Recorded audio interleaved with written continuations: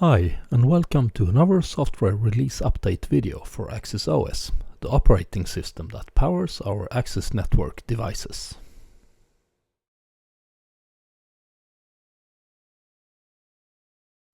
My name is Thomas, and I'm with the Axis OS product management team at Axis Communications.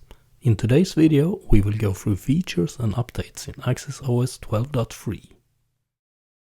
In general updates, IPv6 is now enabled per default. That includes IPv6 link local address, DHCP v6 and router advertisement capabilities. Note that this change will only affect new or factory defaulted products. Units that are simply upgraded will not be affected. API updates.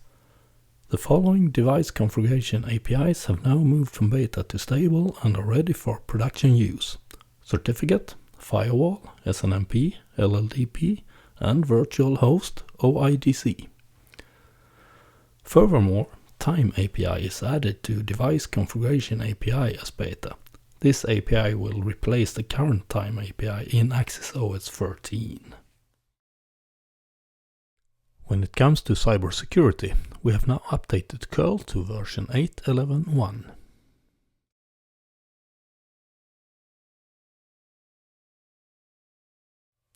And for Spotlights, we have some analytics updates.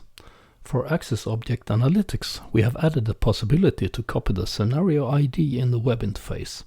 The scenario ID is important for setting up events in VMSs and other points of integration. Apart from that, we also want to mention that the number of empty frames sent from Axis Scene metadata is now reduced by a factor of 20 if no objects are detected.